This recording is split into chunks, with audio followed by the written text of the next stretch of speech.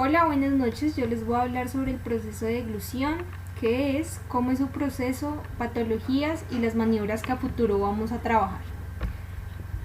Entonces, ¿qué es la deglución?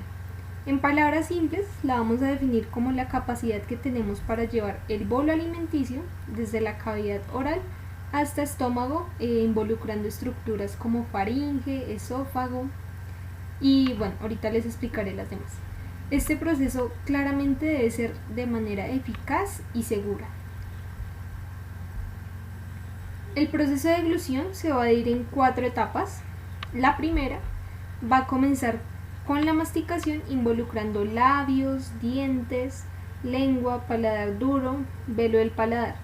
Esta acción es completamente voluntaria y en esta etapa se me va a generar el bolo alimenticio.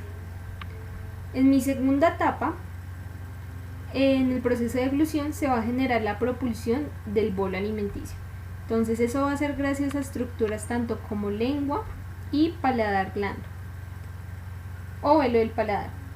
Nuestra tercera etapa va a tener movimientos importantísimos en donde vemos que el velo del paladar va a ascender para proteger la cavidad nasal y así evitar que el bolo alimenticio pues ingrese en esta cavidad.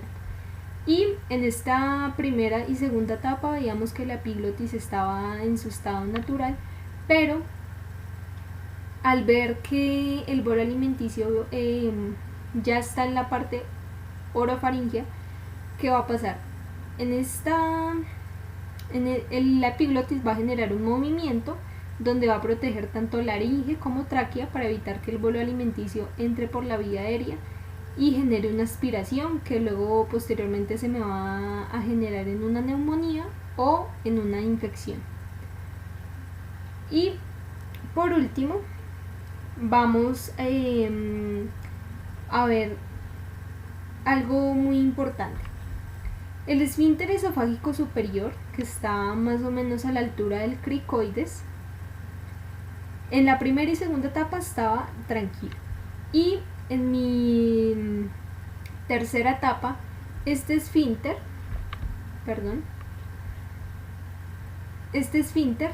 se va a abrir para permitir que el paso del bolo llegue a esófago y así se va a empezar a generar el peristaltismo y eso me genera pues el descenso del bolo alimenticio.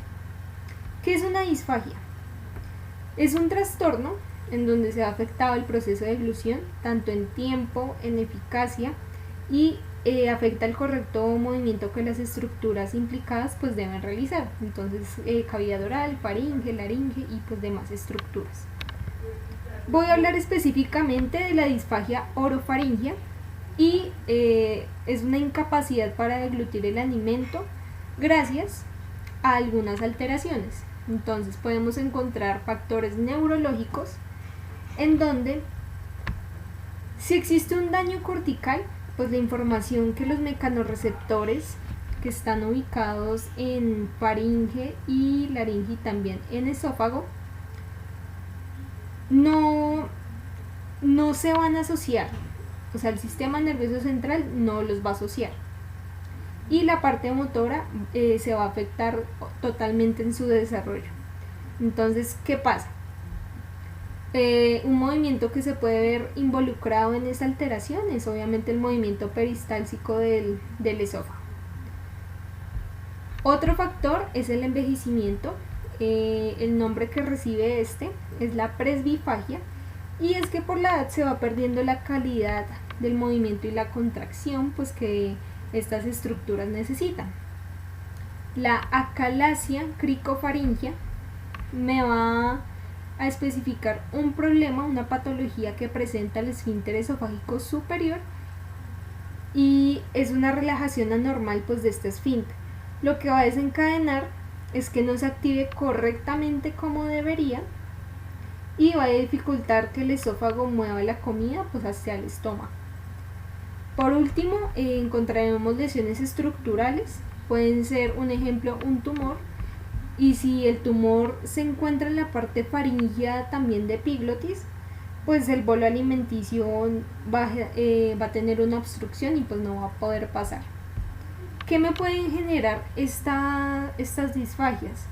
Me pueden generar malnutrición, pues ya que la persona no se está alimentando adecuadamente, y puede aspirar. Entonces la comida, el bolo alimenticio que venía en esta parte, si mi epiglotis no se baja, este bolo alimenticio se va a ir a mi vía aérea y puede, lo que anteriormente decía, generar una neumonía o una infección. Entonces, en este sentido, nosotras como fonoaudiólogas participaremos de manera muy activa en los tratamientos o maniobras con el fin de reeducar a la persona en este proceso.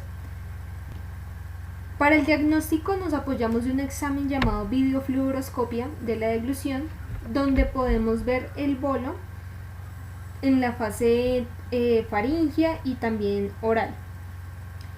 Vamos a poder ver si ingresa correctamente a la parte esofágica o si existe una entrada de este alimento a la vía respiratoria. También de acuerdo a este diagnóstico, vamos a ver si la persona es capaz de comer alimentos sólidos o líquidos, pero casi siempre la contextura de la comida suele ser tipo compota, semisólida. Por último, vamos a ver las maniobras. Una de ellas son las estrategias posturales.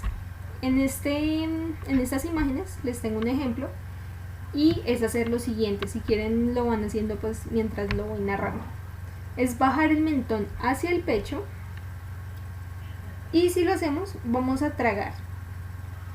¿Qué va a pasar? Que estamos generando un poco de presión y eso va a ayudar a las fibras musculares a hacer mejor la contracción y el alimento va a pasar claramente mejor. Y por último les tengo también una maniobra, la cual se llama deglución supraglótica,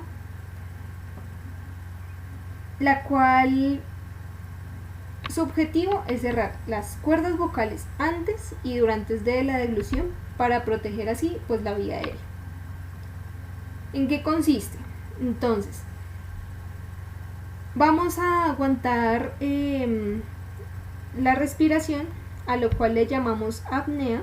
Obviamente este proceso va a ser completamente voluntario y va a tener una secuencia así.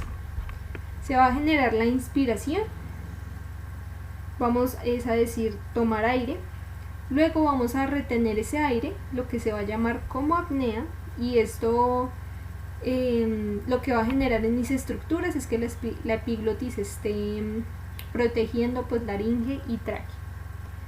Vamos a mantener la apnea mientras estamos tragando, mientras hacemos el proceso de deglución. Después de tragar, lo que debe hacer el sujeto es toser con fuerza.